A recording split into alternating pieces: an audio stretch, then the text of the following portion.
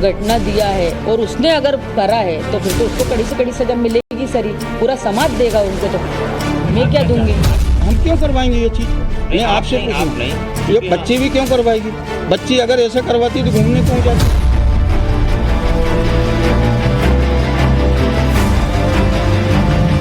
व्यवहार तो उसका बहुत अच्छा था, व्यवहार तो ऐसा पता ही नहीं चला ना कि सोनम कुछ कर सकती है।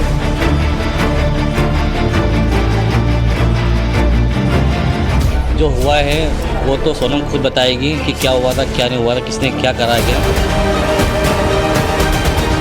का नाम जो आ रहा है इसमें, तो राज कुशवाहा जो अपना इसमें है, इसमें इन्वॉल्व है कभी, तो इसमें सोनम कहीं ना कहीं इन्वॉल्व होती है, ये हमारा मानना है।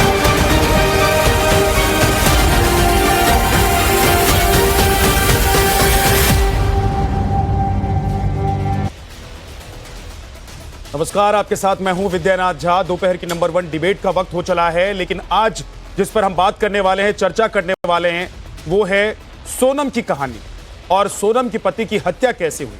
पति पत्नी और वो के कारण रिश्तों के कत्ल की कहानी एक बार फिर से पूरे हिंदुस्तान को परेशान कर रही है। इंदौर के राजा रघुवंशी की मेघालय में हुई हत्या पर बड़ा खुलासा हुआ है और हत्या की मास्टरमाइंड राजा रघुवंशी की पत्नी सोनम ही निकली है।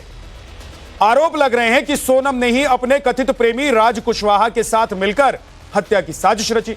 मेघालय पुलिस के सूत्रों का कहना है कि इस हत्या की साजिश पहले से ही रची जा चुकी थी, लेकिन हत्या के 17 दिन बाद मर्डर मिस्ट्री सुलझी है और रिश्तों की कहानी एक बार फिर से उलझ गई।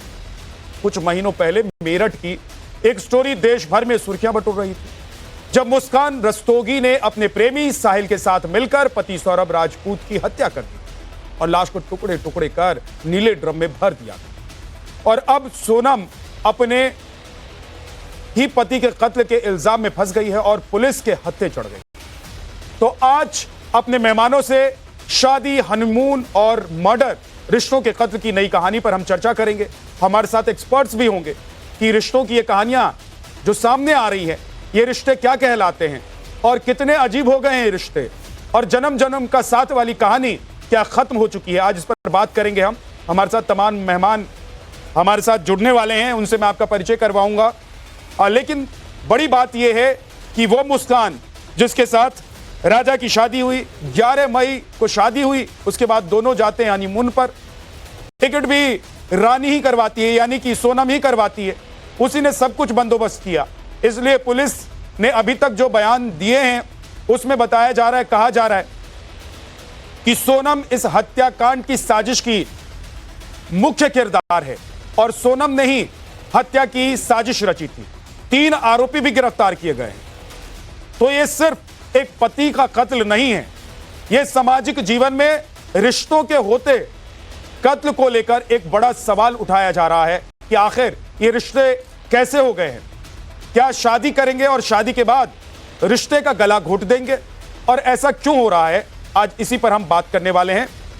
लेकिन आपको अभी तक जो अपडेट है वो आपको बता रहे हैं हम कि राजा की हत्या के बाद अब जब सोनम सामने आई है, सोनम को पकड़ा गया है, तो उसके बाद पूरी कहानी खुलकर सामने आ रही है। और इतना ही नहीं, जो 3 आरोपी पकड़े गए हैं उनसे पूछताछ की जा रही है। पुलिस का कहना है कि बहुत जल्द इस पूरे मामले की पूरी गुत्थी सुलझ जाएगी, लेकिन मेरठ कांड को अभी बहुत ज्यादा वक्त नहीं बीता है, उसके बाद भी कई कहानियां सामने आ चुकी हैं। तो सवाल यह है कि आज के समय में जब रिश्तों में इतना खुलापन है, पारिवारिक जीवन में इतना खुलापन है, बच्चे अपने माता पिता, अपने पेरेंट्स के साथ बहुत खुलकर रहते हैं, बातचीत करते हैं, फिर ऐसी कौन सी उलझन है जो इतनी बड़ी बड़ी वारदातों को अंजाम दे रही।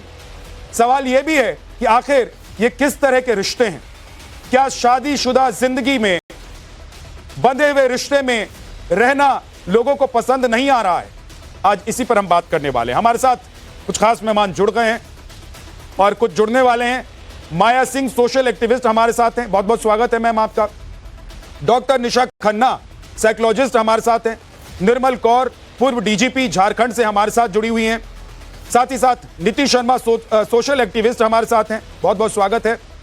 रितु सिंह सोशल एक्टिविस्ट हमारे साथ हैं, बहुत बहुत स्वागत है मैम आपका। विष्णु प्रिया सिंह सोशल एक्टिविस्ट हमारे साथ हैं। तमाम मेहमान हमारे साथ हैं, लेकिन सबसे बड़ी बात इस कहानी में जो अब तक खुलकर सामने आई है वो ये है कि शादी होती है, लड़का कहता है कि बहुत अटेंशन नहीं मिल रहा है मुझे लड़की की तरफ से, उसके बावजूद परिवार के लोग कहते हैं कि नहीं लड़की अच्छी है, शादी कर लो। शादी के बाद हनीमून पर जाते हैं दोनों और कत्ल होता है। कहानी अभी तक जो खुलकर सामने आई है उसमें यह पता चल रहा है कि यह साजिश पहले से ही रची गई थी। तो फिर सवाल यह है माया सिंह जी, ये क्या रिश्ता है? जन्म जन्म का साथ हमारा तुम्हारा वाली कहानी कहां चली गई और इतने अजीब रिश्ते क्यों हो रहे हैं? देखिए, इसका सबसे बड़ा कारण तो ये जो आजकल पहले बड़े मशहूर एक मिनट मैम, आपको रोक रहा हूं। सोनम की पहली तस्वीर आ गई है। सोनम क्योंकि एक ढाबे पर मिली, गाजीपुर से सोनम की पहली तस्वीर आई है, जहां पर ये पहुंची थी, जहां से इसने अपने परिवार वालों से संपर्क किया था, लोगों से बात की थी, अपने परिवार के लोगों से, अपने भाई से बात की थी। गाजीपुर से सोनम की वो पहली तस्वीर ये देखिए सामने आ गई है। ये तस्वीर है जहां ढाबे पर सोनम पहुंची थी और जहां से उसने बात की थी। गाजीपुर से सोनम की ये पहली तस्वीर सामने आई है। एक्सक्लूसिव तस्वीर हम आपको दिखा रहे हैं। वही सोनम है जिसके ऊपर आरोप है कि सोनम ने अपनी पति की हत्या अपने कुछ हत्यारे ऐसे लोगों के साथ मिलकर की है जो पेशेवर हैं और उनकी मदद से सोनम ने अपनी पति की हत्या की है। सोनम जब गाजीपुर पहुंची, एक ढाबे पर थी जहां से उसने अपने परिवार के लोगों से बात की। उसके बाद पुलिस उस तक पहुंची, उसे पकड़ा गया। पूरी कहानी खुलती चली गई और रिश्तों की जो ये गांठ एक दूसरे के साथ बंधी थी वो कैसे टूटी है, ये पूरी कहानी बता रही है। ये तस्वीर आप देखिए, ये अंधेरा दिखाई दे रहा है कमरे के अंदर और सोनम अंदर बैठी हुई नजर आ रही है और इसे देखकर ऐसा भी लग रहा है कि जो शख्स ये वीडियो बना रहा है वो किसी को अंदाजा नहीं लगने दे रहा है कि ये वीडियो वो बना रहा है, यानी कि चोरी छुपे वो ये वीडियो बना रहा है। अब सोनम को देखकर ऐसा लग रहा है कि बदहवास है, परेशान है, लेकिन पूरी कहानी कुछ और बयां कर रही है। पुलिस ने जो कहानी बताई है उसके मुताबिक ये साजिश प्रीप्लान्ड थी, पहले से ये साजिश रची गई थी और राजा को सोनम उसी साजिश के तहत लेकर गई थी। बताया यह भी जा रहा है कि राजा सोने की चेन पहनकर नहीं जाना चाहता था, लेकिन पत्नी ने यानी कि सोनम ने कहा कि नहीं, सोने की चेन पहनकर चलो, क्योंकि जो साजिश थी उसका एक पहलू यह भी था कि इसे लूटपाट और हत्या का केस दिखाना है। इसलिए उसने सोने की चेन पहनने का जिद की उसने और राजा सोने की चेन पहनकर गया।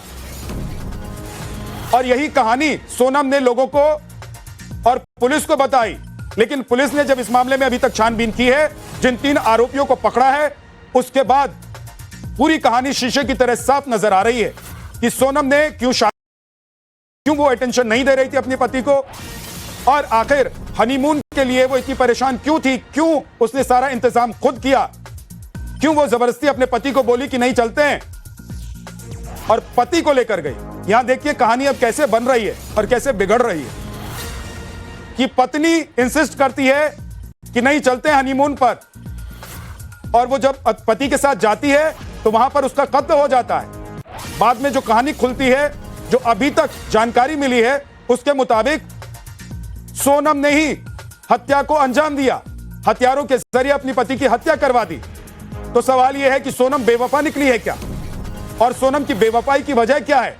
इसमें एक और एंगल है कि सोनम का एक बॉयफ्रेंड है जो उसके ऑफिस में ही काम करता था और यह रिश्ता कितना पुराना था दोनों का, यह अभी खुलकर सामने नहीं आया है, लेकिन यह जानकारी जरूर मिल रही है कि इसके पीछे कहीं ना कहीं उसका प्रेमी भी हो सकता है। तो सवाल यह है कि अगर सोनम को अपने प्रेमी के साथ रहना था तो उसने शादी क्यों की? क्या परिवार की जोर जबरदस्ती की वजह से सोनम ने शादी की और इस रिश्ते को जब वो नहीं निभाना चाहती थी, नहीं निभा पा रही थी, तो उसने एक साजिश रची और इस साजिश के पीछे क्या उसके प्रेमी का भी हाथ है? और जिन लोगों ने इस हत्याकांड को अंजाम दिया है, जिन लोगों ने राजा की हत्या की है, उनको गिरफ्तार कर लिया गया है और उनसे पूछताछ की जा रही है। सभी मेहमान हमारे साथ जुड़ गए हैं।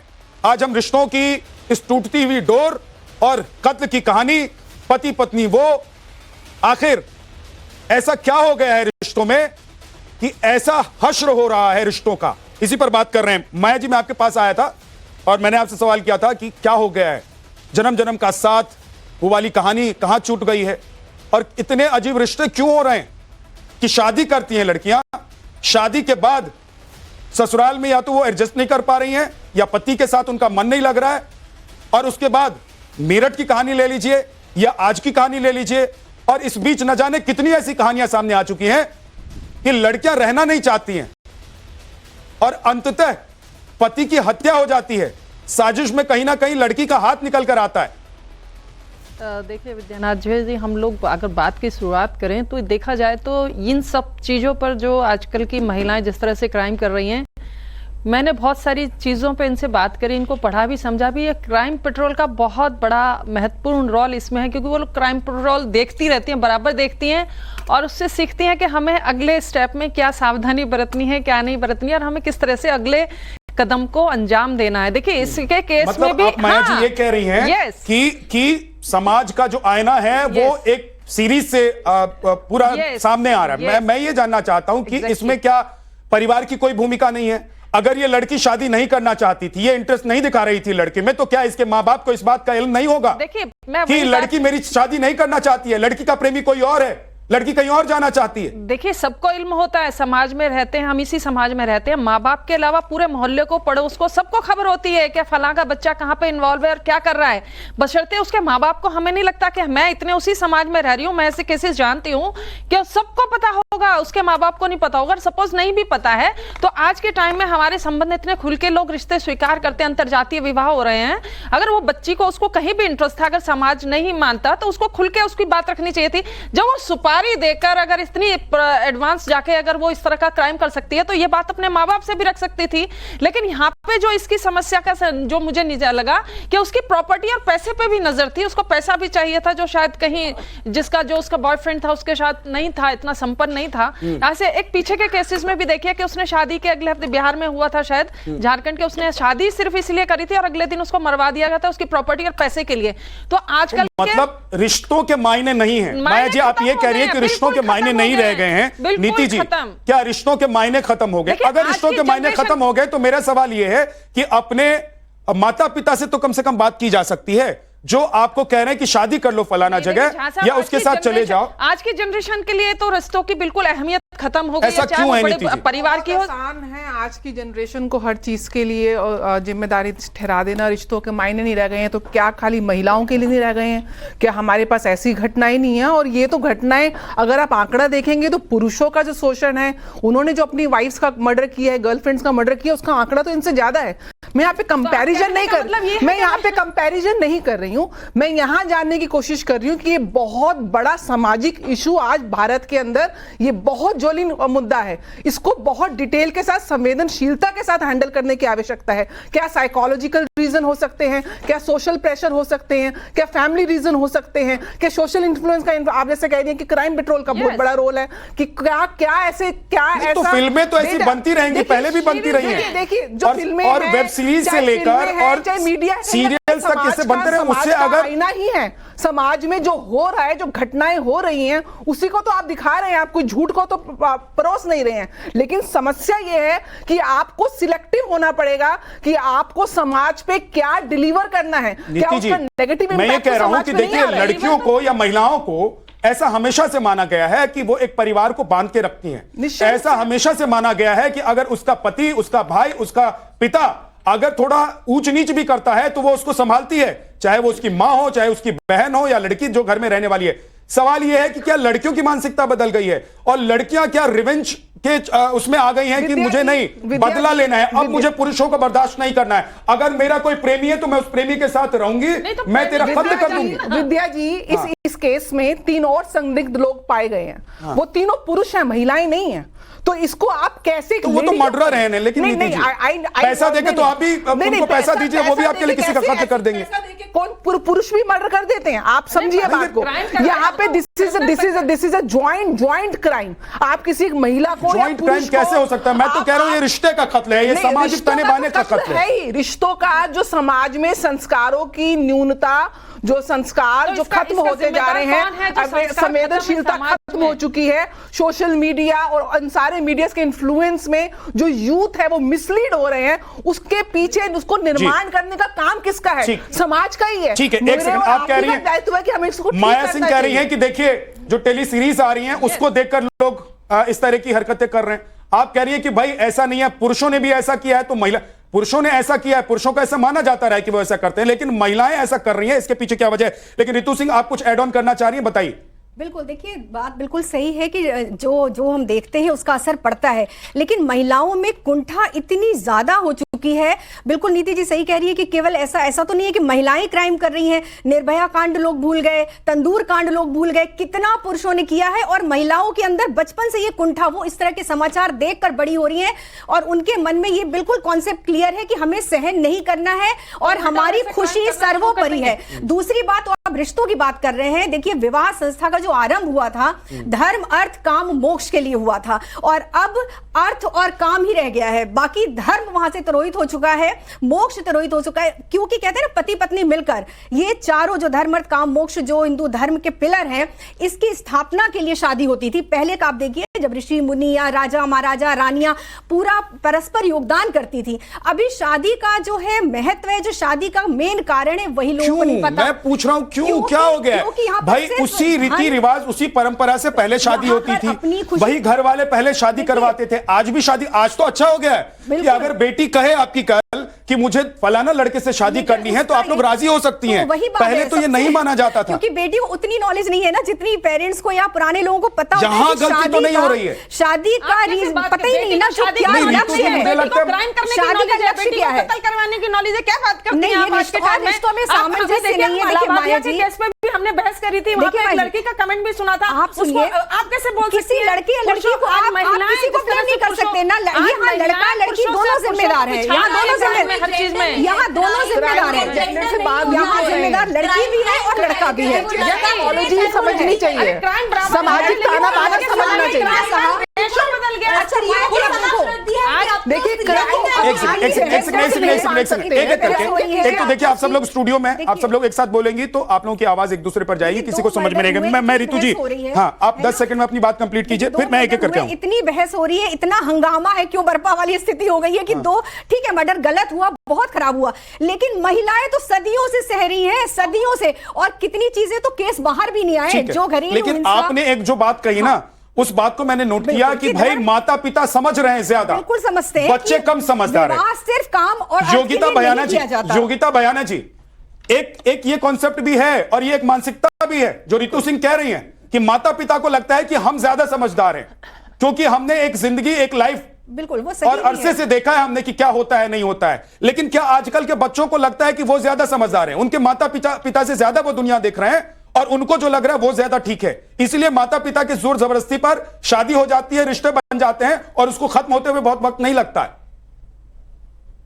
देखिए, बहुत सारे इसमें बहुत सारे एलिमेंट्स हैं कि अगर हम इस बात को ही बोले कि इसी बात से सब कुछ सॉल्व हो जाएगा, वो होगा नहीं। कम्युनिकेशन होनी जरूरी है और ये महिला को बता देना चाहिए था जो भी इश्यू रहा होगा, और अगर माँ बाप भी ओपन डिस्कशन करें। इसीलिए हम बात करते हैं कि जो ये I am not very much into कि संस्कारों की बात नहीं है, कम्युनिकेशन की बात है। अगर वो फैमिली में कम्युनिकेशन क्लियर होती तो ये आज ये स्तर पर नहीं आती बात। एक बात मैं जरूर कहना चाहूंगी कि 90% हमारी जेल में जो कैदी हैं वो पुरुष हैं। इसका मतलब 90% of the crimes which is 50% of the population, महिलाओं की पॉपुलेशन 50 मतलब आधी आबादी है। अगर 90 आदमी 100 में से क्रिमिनल पुरुष हैं तो आप सोच सकते हैं कि अगर 1 या 2 या 4 5 केस के बेस पर आप महिलाओं के प्रति अगर मैम सवाल ये नहीं है कि 90 पुरुष हैं और 10 महिलाएं हैं, सवाल ये नहीं है मैम, सवाल ये है कि रिश्तों में ऐसा क्या हो गया है? आप चाहते हैं तो बलात्कार कितना जघन्य अपराध है, बच्ची सूटकेस में पाई गई, कल की घटना है, चाहे तो आप वो उठा सकते थे। वो सबसे इंपॉर्टेंट मुद्दा वो भी है, वो बच्ची भी 9 साल की बच्ची थी जिसका बलात्कार हुआ, पर आपने ये चूज किया कि एक नैरेटिव चलाना है महिलाओं के खिलाफ कि भाई ये नहीं योगिता जी, ना योगिता जी ऐसा नहीं है, आप गलत आप नॉर्मल है, महिलाएं कैसे कर रही? मैं आपको थोड़ा सा रोक रहा हूँ मैम, कैसे हो गया योगिता बयाना, मैं आपको थोड़ा सा रोक रहा हूँ, प्लीज मेरी बात आप सुनिए। आप एक बात तो समझ लीजिए, इस नैरेटिव से किसी को कुछ फायदा और नुकसान नहीं होने वाला है, क्योंकि समाज में, एक सेकंड मैडम, योगिता बयाना ऐसे, मैं डिबेट नहीं कर रहा हूँ, मैं आपसे डिबेट नहीं कर रहा हूँ, नो, योगिता बयाना, बहुत निंदनीय है। मुझे बहुत शर्म आई जब आपने ये बात बोली कि महिलाएं तो नजरअंदाज भी कर देती हैं। बहुत मतलब नो, आप गलत समझ रही हैं। इसका मतलब आप भी एक माइंडसेट लेकर बैठी हैं, आप भी एक नैरेटिव लेकर बैठी हैं। योगिता भयाना, मैं आपसे डिबेट करना ही नहीं चाहता हूं। पता नहीं क्यों आप डिबेट वाली भूमिका में आ गई हैं। नो, आप समझिए, इस मुद्दे को हमने सिर्फ इसलिए चुना है क्योंकि सिलसिलेवार तरीके से एक के बाद एक घटनाएं हो रही हैं, और अगर ये घटना हुई है तो क्या सामाजिक ताना बाना, रिश्तों की डोर इतनी कमजोर हो रही है, या फिर हमारे संस्कार में कहीं कमी रह रही है, हमारी परवरिश में कहीं कमी रह रही है, माता पिता या पेरेंट्स जो हैं उनकी परवरिश में कहीं कमी रह रही है, उनकी जोर जबरदस्ती की वजह से अगर बच्चे इस तरह से कदम उठा लेते हैं तो इस पर हमको बात करनी चाहिए। और एक सामाजिक व्यवस्था में हम जहां रहते हैं उसमें बात करना जरूरी है। I am sorry to say you are anchor of a very big channel, but आप बहुत छोटी सोच की व्यक्ति हैं। और क्योंकि 2-4 मुझे नहीं पता आप किस सोच के साथ बैठी हैं, और आपकी सोच अगर इतनी बड़ी है तो आपको खुलकर अपनी बात रखनी चाहिए योगिता भयाना। मुझे नहीं पता कि आप डिबेट करने के लिए आई हैं, मैंने आपको चर्चा करने के लिए बुलाया था। और आपको अगर ऐसा लग रहा है कि मैंने आपको डिबेट करने के लिए बुलाया है, मैडम तो मैं रोज डिबेट करता हूं, मैं आपको डिबेट के लिए बुला लूंगा।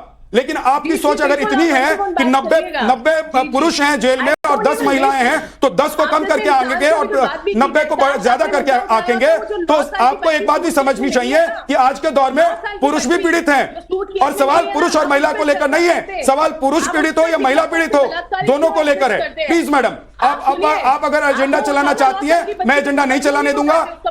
आप अगर इस पर खुलकर अपनी बात रखना चाहती है, मैं आपको अलाउड करूंगा। प्लीज मैडम, हम रोज चला रहे हैं, आपको नहीं पता, आप टीवी नहीं देखती होंगी, आप टीवी नहीं देखती होंगी मैडम, बहस मत कीजिए। मैंने आपको बहस करने के लिए नहीं बुलाया मैडम। बलात्कार से शिकार रोज बच्चियां मार दी जाती हैं, सूटकेस में डाल दी जाती हैं, वो आप नहीं उठाएंगे। कमाल आपके एजेंडा। भाई आप आंख पर पट्टी बांधकर रोज सोएंगी तो इसका मतलब ये थोड़ी ना कि टीवी पर क्या चल रहा है नहीं चल रहा है। आप देखिए ना रोज बैठ के क्या चल रहा है। आप चलाइए ना, आपने चलता है ना मैडम, आपके हिसाब से नहीं चलाऊंगा ना, मुझे पता है कि कहां क्या चलाना है। आप एक्टिविस्ट हैं, आपको मैंने उसी नाते बुलाया था, आप डिबेट करने के लिए यहाँ पर बैठ गई हैं। इंस्टेड ऑफ आपने जो देखा है, आपका जो तजुर्बा है वो आप सबके सामने रखती और आप बताती कि देखिए क्या हो रहा है समाज में। आप योगिता भयाना, फिर मैं कह रहा हूं आप गलत ट्रैक पर है। और आपको ऐसा अगर किसी ने बताया है कि आप डिबेट करने के लिए यहाँ पर आई हैं तो बिल्कुल गलत बताया। मैंने आपको डिबेट करने के लिए नहीं बुलाया। Thank you so much madam. एक सेकंड, निशा खन्ना जी, वो डिबेट पर चली गई हैं, लेकिन हमारा मकसद आज डिबेट का नहीं है। हमारा मकसद ये है कि समाज में अगर इस तरह की घटनाएं लगातार हो रही हैं तो ये घटनाएं क्यों हो रही हैं। देखिए समाज में अगर लड़कियां हो या कत्ल हो रही हैं, दोनों तरफ से हो रहे हैं, रिश्तों का कत्ल माना जा रहा है, तो भाई ऐसा क्या हो गया है कि पहले जो लड़कियां शादी करके पति को, अपने घर को सब कुछ समझती थी, वो आज हनीमून के बहाने ले जाकर उसका कत्ल करवा देती है, आरोप लगता है उस पर। तो ऐसी क्या कमी है, ऐसी क्या बात हो गई। देखिए किसी की भी मेंटल हेल्थ, अगर कोई कत्ल कर रहा है तो उसका सबसे पहले इंडिकेशन यही आता है, नॉर्मल इंसान कत्ल नहीं कर सकता, और ना ही कत्ल की जो प्लानिंग करने वाला इंसान है, जिसमें हम साइकोपैथिक से सोशियोपैथिक टेंडेंसीज देख सकते हैं। तो कहीं ना कहीं इनके बिहेवियरल जो है सिम्टम्स पहले से दिख रहे होते हैं, चाहे वो मेल हो या फीमेल हो। अगर किसी की भी लव स्टोरी चल रही है शादी से पहले, चाहे वो लड़का हो या लड़की हो, तो मुझे ये लगता है कि आपके चैनल के माध्यम से अपने बच्चों की उन लव स्टोरीज को एक्सेप्ट करिए, चाहे वो किसी भी धर्म के हो, किसी भी जेंडर के हो। क्योंकि मुझे ऐसा लगता है क्योंकि पेरेंट्स की तरफ से बहुत ज्यादा आता है, और कोई भी अगर कत्ल करता है तो इसका हमारे बॉर्न एंड ब्रॉटअप से है। हमारी सोसाइटी भी मेजर रोल प्ले करती है, क्योंकि जेंडर रोल्स कहीं ना कहीं योगिता जी बोल रही थी, जेंडर बायस अपने आप में रोल प्ले करता है। सप्रेस्ड विशेस जो होती हैं, सप्रेस जो विशेस होती हैं किसी भी इंसान की, चाहे वो लड़की हो या लड़का हो, वो सेक्सुअल विशेस भी हो सकती हैं, कहीं फिजिकल इंटीमेसी आपस में नहीं है, रिवेंज की भावना है, पेरेंट्स मान नहीं रहे थे शादी के लिए, कितने भी रीजंस हो सकते हैं इस वजह के। अब उसके अंदर अगर कुंठा बैठी हुई है, फ्रस्ट्रेशन बैठा हुआ है। मैं ये जानना चाह रहा हूं कि ये कुंठा कहां से आ रही है। क्या जैसा कि योगिता जी भी कह रही थी, भाई 90% अगर पुरुष हैं जेल में, जाहिर सी बात है कि उन्होंने कुछ क्राइम किया होगा। हाँ, तो क्या यह कुंठा वहां से आ रही है कि 90% लोगों ने ऐसा किया है तो हम 10% जो है चुप कैसे बैठेंगे, या हम 50% चुप कैसे बैठेंगे। ये बॉर्न एंड ब्रॉट अप का हिस्सा है। हाँ। ये आप में हेरिडिटरी ट्रेट भी हो सकते हैं। ये आपके साइको सोशल कल्चरल एनवायरनमेंट का रोल हो सकता है। मान लीजिए आपके साथ अब्यूज हुआ है, वो अब्यूज आपके पेरेंट्स की तरफ से भी हो सकता है, आपके सराउंडिंग एनवायरनमेंट की तरफ से हो सकता है, बुलिंग हो सकता है। इस केस में आपको क्या लगता है? देखिए मल्टीपल रीजंस हो सकते हैं। जैसे आपने बोला कि डेटिंग पहले से चल रहा था, अगर डेट चल रहा था कहीं ना कहीं पहले से, तो कहीं ना कहीं आपको ये समझना पड़ेगा, हो सकता है पेरेंट्स राजी ना हो रहे हो, अब लड़का मान नहीं रहा हो शादी करने को, और इनका कुछ और प्लान हो, क्योंकि आप खुद सोचिए कत्ल करने के 10 दिन बाद वो खुद कहानी सुनाकर पेरेंट्स को बता रही है, एक तरह से खुद ही उसका सरेंडर हो गया। तो कोई भी इंसान एक मानसिक अवस्था में सही तो है नहीं कि कत्ल करके खुद आएगा, तो कोई ना कोई तरह का टॉर्चर तो उसके साथ हुआ है या उसके दिमाग की स्थिति अच्छी नहीं है। विष्णु, आप कुछ कहना चाहती हैं? मैं यही बोलना चाह रही हूँ कि आप अभी तो पहले तो एविडेंसेस सामने नहीं आया, आप 1 मिनट में लड़की को विलन बना देते हैं। आप उसके पीछे की स्टोरी समझने का, चाहे उसमें पुरुष भी हैं। विद्या जी आप ठीक कह रहे हैं, आज की डेट में पुरुष भी पीड़ित है। हमको पीड़ा के कारण को समझना है, पीड़ित को सीधा हमने उसको क्रिमिनल घोषित नहीं कर देना।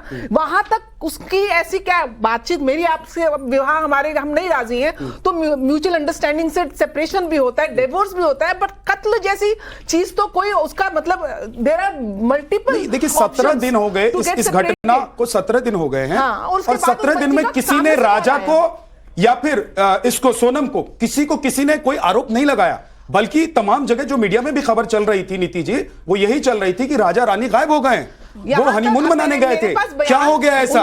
और सरकार या फिर वहां का जो सिस्टम है वो भी इतना एक्टिव आपको इसलिए नजर आ रहा है क्योंकि वो देख रहे हैं कि अगर इस तरीके से उनका स्टेट प्रचारित हो रहा है जहां पर लोग जाते हैं घूमने फिरने के लिए, तो उनको इसका जवाब देना पड़ेगा। इसलिए आप देख रहे हैं कि वहां चाहे पुलिस हो, वहां की पुलिस हो या फिर वहां की सरकार हो, सब जागरूक है, सब बता रहे हैं कि घटना की जानकारी दे रहे हैं। एमपी के सीएम मोहन यादव ने इसको संज्ञान में लिया, वहां की लोकल पुलिस को मेघालय में गृह मंत्री से बात हुई, लेकिन मेरी मर्जी जिसमें लॉ को सोचना नहीं है, वो एक मेजर रोल होता है। और कहीं ना कहीं वो सिम्टम्स आपको पहले से दिखते हैं, सालों से पेरेंट्स ने भी देखे होंगे, आसपास के एनवायरनमेंट में भी देखे होंगे। हमारे घर में बच्चे जब कंडक्ट डिसऑर्डर करते हैं, डिसओबेयंस करते हैं, सामान तोड़ते हैं, हम उन चीजों की तरफ ध्यान ही नहीं देते हैं, जवाब देते हैं पलट कर, और कई बार हम खुद मारते हैं बच्चों को। आजकल बहुत सारे बच्चे इवन पेरेंट्स को मारने का सोचते हैं, इवन पहले भी सोचते थे, बट आजकल लोग साइकोलॉजिस्ट के पास जाते हैं, काउंसलर्स के पास जाते हैं, साइकेट्रिस्ट के पास जाते हैं, क्योंकि ऐसे इंट्रूसिव थॉट्स आते हैं और उनको हैंडल करना। मैं यही बोलूंगी कि आपके कंडक्ट को जो है, आपके बिहेवियर कंडक्ट एक उसका पैटर्न दिखता है,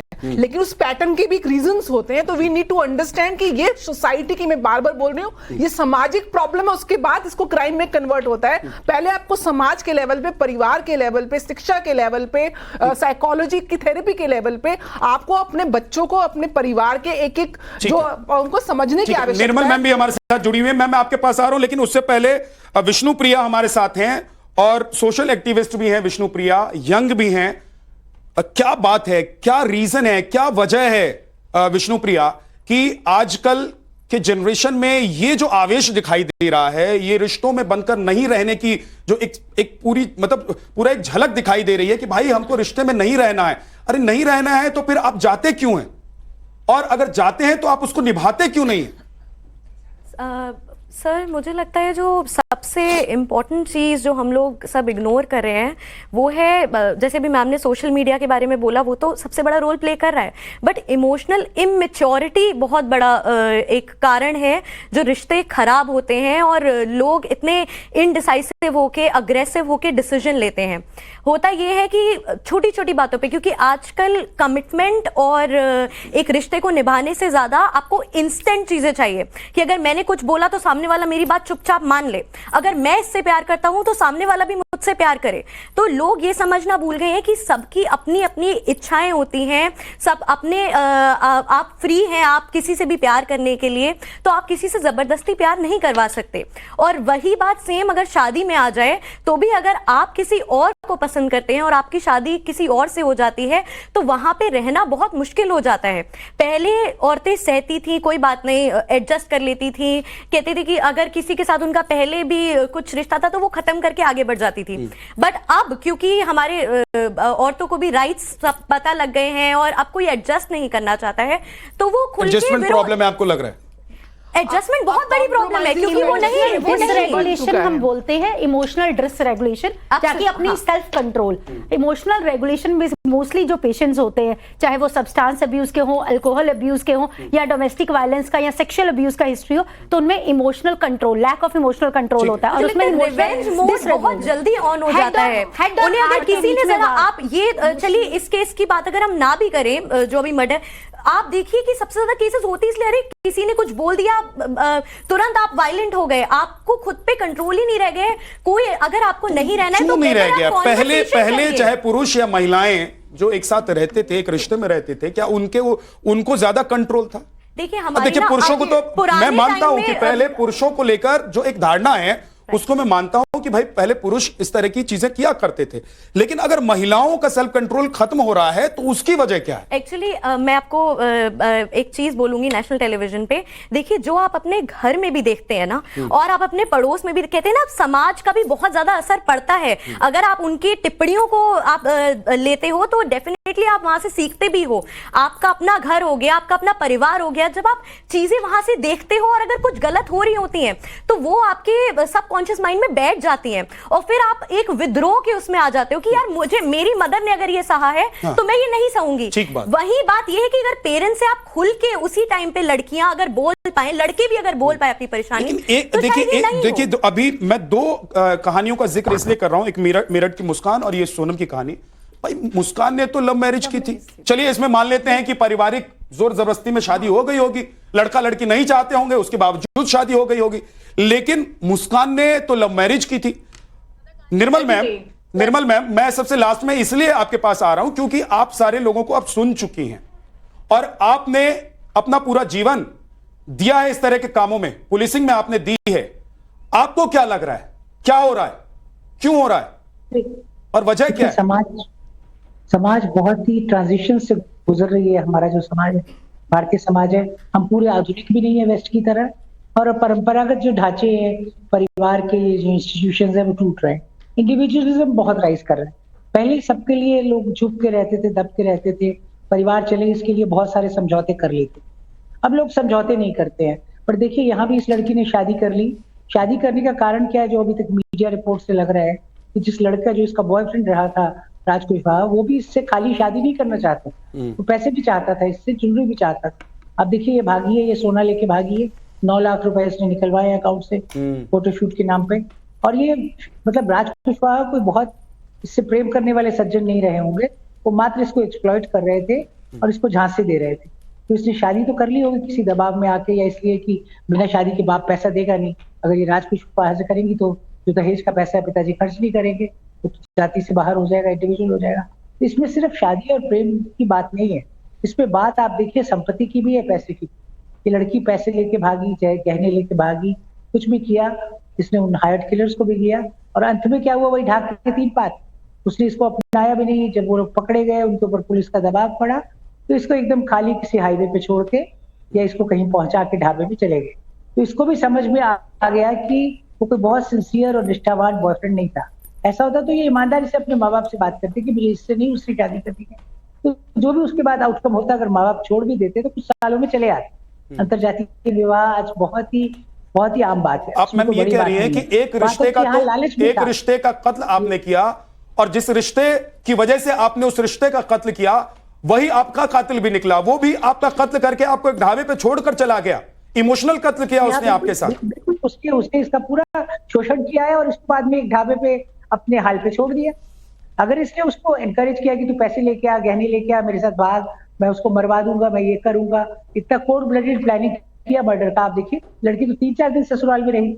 ये एयरपोर्ट भी दोनों अलग अलग गए हैं, वो अपने मायके से एयरपोर्ट आई है। योगिता बयाना कुछ कह रही है, जरा उनको सुन लीजिए। हाँ योगिता, आप महिलाओं को कटघरे में खड़ा कर रहे हैं। यहाँ भी मास्टरमाइंड एक पुरुष ही है जिसने इस महिला का भी एक तरह से पहले तो आप एक बार, योगिता जी मैं आपको रिक्वेस्ट कर रहा हूं, आप एक बात समझ लीजिए, मैं किसी को यहाँ कटघरे में खड़ा करने के लिए नहीं आया हूं। मैं सिर्फ, फिर आप बहस करने लग जा रही है। मुझे नहीं पता आप किस मेंटलिटी और किस सोच के साथ यहाँ बैठी हैं। आपको लग रहा है कि क्योंकि आप एक रेप विक्टिम एक्टिविस्ट हैं, आपको लग रहा है कि यहाँ पर आप आपका एक्टिविज्म जो है वो सारा आप यहाँ पर झाड़ देंगी। मैं बात कीजिए, आप महिलाओं को एक महिलाएं ऐसा क्यों करती हैं? भाई क्योंकि सेंटर में महिला है, ये राजा मर चुका है और सोनम जिंदा है। अगर आज राजा जिंदा होता तो राजा को लेकर बात हो रही होती। योगिता बयाना, अगर आप क्राइम से शुरुआत करते तो मुझे इतना दिक्कत नहीं होती। आपने शुरुआत की कि महिलाएं ऐसा क्यों कर रही हैं? आप अपना एक्टिविज्म यहाँ मत झाड़िए प्लीज। आप अपनी डिबेट को रिवाइंड करके देखिएगा। मैडम आप अपना एक्टिविज्म यहाँ मत झाड़िए,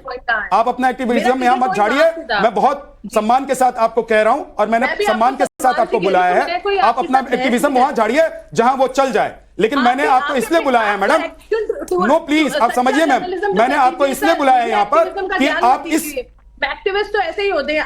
आप मुझे ये ज्ञान आप भी मत दीजिए। मैंने आपको इसलिए बुलाया है कि क्योंकि आप एक सामाजिक जीवन में रहती हैं, एक्टिविस्ट हैं, आपका तजुर्बा होगा और इस तरह का केस अगर हुआ है उस पर आप अपनी बात रखेंगी, लेकिन आप बहस कर रही हैं। रख दी मैंने।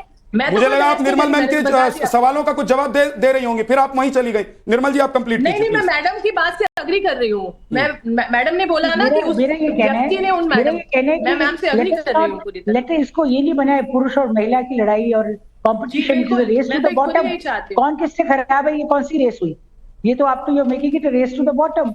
सवाल वो नहीं है, सवाल है कि जो हमारे स्ट्रक्चर बदल रहे हैं, ढांचे बदल रहे हैं, जो इंडिविजुअलिज्म राइज कर रहा है, और हम जब अपने समाज को पूरा नहीं बदल पाए कि खाली इंडिविजुअल्स का उसमें स्थान रहे।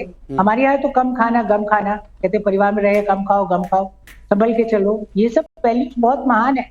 हमारे यहाँ कंज्यूमरिज्म नहीं है कि मैं ही मैं हूँ दुनिया में, तुम कुछ नहीं हो। हम तो दूसरों के लिए मतलब त्याग हमारे परिवार का और समाज का पहला पथ है कि आप कुछ छोड़ते हैं, कभी बार आप मतलब एडजस्ट करते हैं, या त्याग न सिर्फ पैसे का, कई बार भावनाओं में भी बात खाते हैं, अपने इच्छाओं को दबाते हैं, इसलिए कि परिवार चले, संस्थाएं चले। एक बात और जो आप कह रही हैं निर्मल मैम, जो आप एक बात कह रही हैं कि देखिए पहले लोग थोड़ा कॉम्प्रोमाइज करते थे, माया सिंह जी, पहले लोग थोड़ा कॉम्प्रोमाइज करते थे, चाहे वो परिवार का कोई भी सदस्य हो, लोग उसको कॉम्प्रोमाइज समझते थे कि एक परिवार में रहना है, 10 तरह के लोग हैं तो हमको साथ में मिलकर रहना है, तो कुछ कुछ थोड़ा सा हम लोगों को अपना अपना योगदान देना है। आज क्या कॉम्प्रोमाइज को ये समझने लगे हैं लोग कि भाई ये मेरा अपमान है। क्या मैं यहाँ बात बोलूं? कॉम्प्रोमाइज नहीं बोलेंगे झा साहब। देखो, परिवार को निभाने को कॉम्प्रोमाइज नहीं बोलते हैं। परिवार हमेशा प्यार से चलते हैं और प्यार परस्पर संस्कारों से चलते हैं। संस्कार और प्यार कॉम्प्रोमाइज एक अलग चीज है।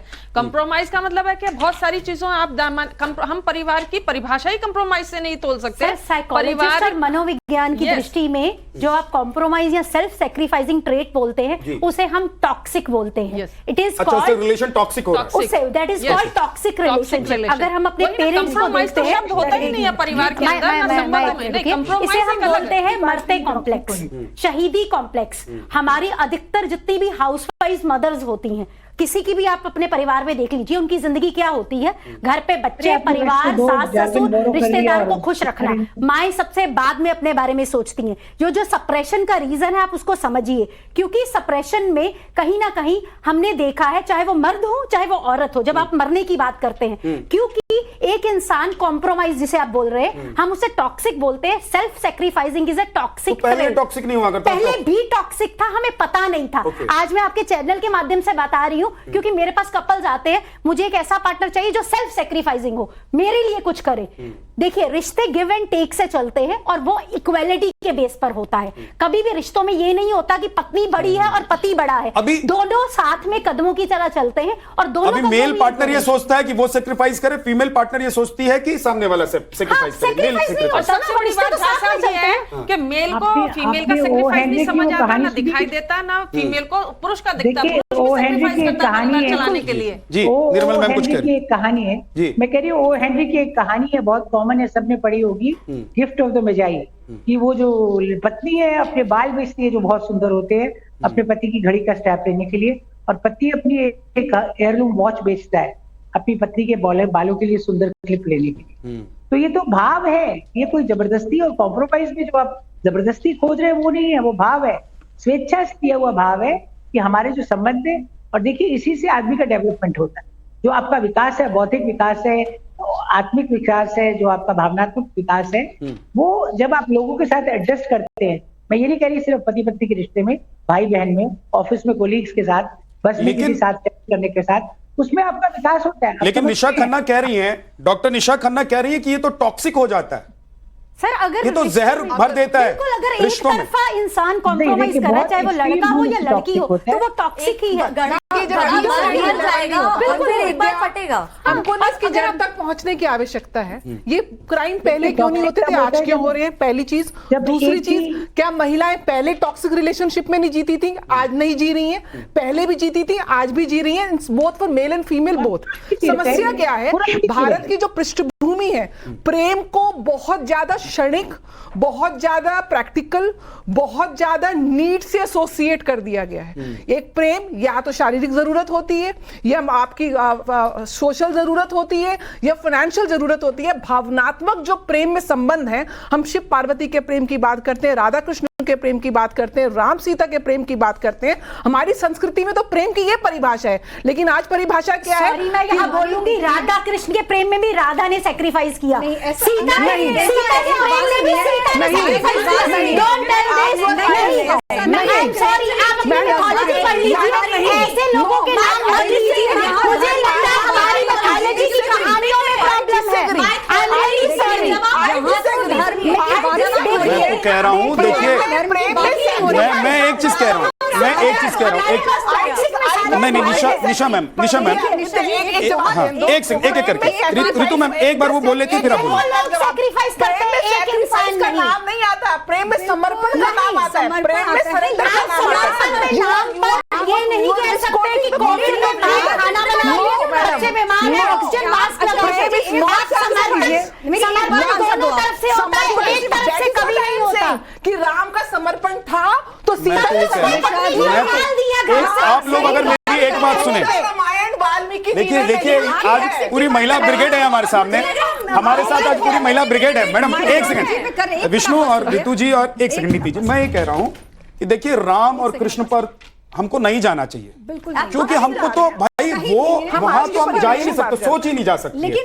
वो चाहे प्रेम हो, चाहे समर्पण हो, चाहे भावना हो, वहां तक मैं तो कह रहा हूं कि आज के युग में जो कुछ कहानियां रोमी जूलियट वाली हो, या जो कुछ कहानियां हमने पढ़ी हुई है, नॉवेल्स में पढ़ी हुई है, हमने सिनेमा में देखी हुई है, वो कहानियां भी आजकल चरितार्थ नहीं हो रही हैं। अपने परिवार पे क्यों नहीं जा रहे हैं? अपनी दादी नानी पे क्यों नहीं जा रहे हैं? का जिक्र करता है, जब वो अपनी बीवी पर शक करता है तो वो राम का जिक्र करता है। तो मैं इसीलिए बोल रही हूं, हमारे ग्रंथों में भी जो कहानियां लिखी गई है, छोटी सी बात सुनिए।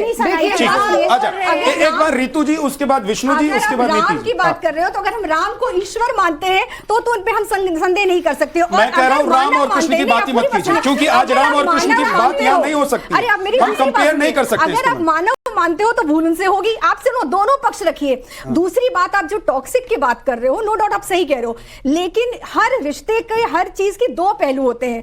आपको कोई रिश्ता दूर से जो टॉक्सिक लग रहा है ना, आप उनके करीब जाइए, चाहे हम अपने दादी नानी की बात करते हैं, सबकी बात नहीं, साल की प्रैक्टिस। अरे निशा जी, मैं सबकी बात नहीं कर रही हूं। हो सकता है हमें अपना लगता हो कि मेरी मदर ने बड़ा साहब पापा की सब बात मानते, आप सुनिए, लेकिन उनका प्रेम जो पहलू आप देख नहीं पाते हो। मैरिटल काउंसलर हूं मैं, रोज मैरिटल डिस्प्यूट, हर चीज के दो पहलू होते हैं। आप मेरी बात सुनिए, नहीं आप सबको एक कटघरे में कैसे खड़ा कर सकते हो? कुछ रिश्ते जो हमें टॉक्सिक लगते हैं वो टॉक्सिक नहीं होते, वो प्रेम की पराकाष्ठा होती है, तभी वो रिश्ते निभे आज तक। यहाँ बात लव मैरिज की नहीं है, प्रेम भी दो तरफा होता है, एक तरफा प्यार नहीं होता। और जब ऐसे रिश्तों की आप बात करते हैं, नहीं, अगर इस लड़के को भी कहीं लग रहा होता, उसकी अगर इसकी बात में आप बात कर रही हैं, केस पर आ जाती हूं, अगर इसकी बीवी शादी के 15 दिन के अंदर उसकी डेथ की प्लानिंग कर रही है, कभी तो कहीं ना कहीं उसके बिहेवियर से सिग्नल तो दिया होगा कि मैं तुम में इंटरेस्टेड नहीं हूं। आप साइकोलॉजी लड़के ने अपनी बात को बताया, शादी की डेट निकल चुकी है, शादी के कार्ड छप चुके हैं, हम समाज में नहीं। निशा जी, उनकी मदर भी कह रही है मेरी बेटी ऐसा नहीं कर सकती, जो आप बार बार साइकोलॉजिकल, कभी कभी सिचुएशनल ऐसी स्थिति होती है, कभी कभी इंसान की मानसिक स्थिति इस तरह हो जाती है जिसके कारक सिर्फ हमारे साइकोलॉजी नहीं होता, हमारे धर्म, हमारे प्लैनेट्स, हमारे वातावरण, बहुत कुछ होता है। उसकी मदर ये कह रही है, उसकी सास भी ये कह रही है, साइंस पढ़ा है, आप सोचिए, वो आपकी बातों में बहुत ज्यादा सहमत है, तो मैं आपको बता देती हूं, वो आपकी बातों में बहुत सहमत नहीं होंगी, मुझे लग रहा है ऐसा नहीं होता। अब एक बार नीति जी, उसके बाद ऋतु। इस पर्टिकुलर केस में हमें सीधा कंक्लूजन पे जाने की आवश्यकता नहीं है, सीबीआई जांच होगी, एविडेंस होंगे, चीजें आएंगी, अभी 10 चीजें और निकल कर आएंगी। 4 दिन पहले तो बड़ी चीजें हो रही थी, ह्यूमन ट्रैफिकिंग की बात हो रही थी, पता नहीं क्या क्या हो रहा था। दूसरी चीज, आज जरूरत क्या है, ऐसे केसेस बढ़ क्यों रहे हैं विद्या? ऐसे केसेस इसलिए बढ़ रहे हैं क्योंकि हर तरह की इंफॉर्मेशन इजीली एसेसेबल है. We need to filter out the information going to the society. मुझे लगता है यहाँ पे गवर्नमेंट को संज्ञान लेना चाहिए कि कौन सी इंफॉर्मेशन सोसाइटी को पॉल्यूट कर रही है, उसको साइकोलॉजिकली नेगेटिव इंपैक्ट कर रही है, रिलेशनशिप्स को खराब कर रही है, कौन सी इंफॉर्मेशन रिलेशनशिप्स को बिल्ड कर रही है. क्योंकि अध्यात्म है, संस्कार है, ये आपको समाज से ही सीखने को मिलेंगे. और यहाँ पे पेरेंट्स भी उतने जिम्मेदार हैं, परवरिश भी उतनी जिम्मेदार है. क्योंकि आज हर कोई देखिए मोबाइल पे है, व्यक्तिगत इंटरेक्शन फैमिलीज के बीच में खत्म हो चुकी है. हर चीज बहुत आर्टिफिशियल हो चुकी है, इससे बाहर निकलने की आवश्यकता है. मुझे लगता है कि अभी जैसे नीति जी ने बोला कि हम लोगों को आपस में पॉइंट ही यही है, मेन पॉइंट ही यही है कि कॉन्वर्सेशन गैप इतना ज्यादा है. अगर कोई भी इंसान प्रॉब्लम में है, दुख में है, बहुत बेसिक सी चीजें ले लेते हैं, अगर किसी लड़की के साथ कुछ गलत हो रहा है या उसे ब्लैकमेल किया जा रहा है, वो जाके अपने पेरेंट्स तक को नहीं बता पाती है क्योंकि उसको लगता है कि फिर और ज्यादा गलत हो जाएगा. तो मुझे लगता है इस चीज को सही करने की बहुत ज्यादा जरूरत है कि जब भी आप परेशानी में हो, आपके पास एटलीस्ट एक इंसान हो जिसके साथ आप जाके बता पाए, खुलकर अपनी बात कर सकें, उसको बता सकें कि देखिए हमारे बीच में ये प्रॉब्लम है, इसका कोई सॉल्यूशन है भी या नहीं है. माया जी, अब वक्त नहीं है, 30 सेकंड में. देखिए हम बात करेंगे, देखिए हम बात करें या माइंडसेट की. देखिए इस केस के लिए, मुस्कान के केस के लिए अगर हम बात करें तो हम ये नहीं कह सकते महिलाएं बड़ी सीधी हैं. विक्टिम प्ले कार्ड इस वाले केस में अगर ना खेलें तो बेहतर है, क्योंकि वो विक्टिम तो है, लेकिन उसको विक्टिम प्ले करके बेचारी बन के अब बोले जी मेरे को उसने उकसा दिया, पैसा लूट लिया, फलाना कर लिया, अपना सारा दोषारोपण ऊपर 3 पुरुषों पर कर दे, तो ये तो सरासर गलत होगा. अब जितनी क्राइम पार्टनर वो है उनकी, वो ठीक है, अलग बात है, लेकिन महिलाओं को और पुरुषों के रेशो में हम देखें तो ये, अगर मैं इस वाले केस में ये कहूंगी कि अगर देखिए इसमें वाकई में 2-3 हम एक ट्रेंड चल गया है महिलाओं के अंदर, बहुत तेजी से केसेस देखने को आए हैं तकरीबन पिछले 2-3 महीने से, कि महिलाएं बड़ी उभर कर बड़े एक्टिवली अपने क्राइम रोल प्ले कर रही हैं. और चाहे वो किसी भी मद्देनजर से करें, देखिए मुस्कान के केस में देखिए, और आज तक वो एडमिट करने को राजी नहीं, कि वो लॉजिक कुछ भी हो, कारण कुछ भी हो, लेकिन सबसे बड़ी बात यह है कि एक ताना बाना टूट रहा है, रिश्तों की डोर टूट रही है और उसको काट रहे हैं दोनों तरफ से लोग. इसको कैसे रोका जा सकता है? इसके लिए क्या परिवार की तरफ से कुछ करना चाहिए, समाज की तरफ से, सरकार की तरफ से क्या होना चाहिए, इस पर जरूर विचार करना चाहिए हम लोगों को. बहुत बहुत शुक्रिया आप सभी मेहमानों का हमारे साथ जुड़ने के लिए. एक छोटा सा ब्रेक, अब देखते रहिए.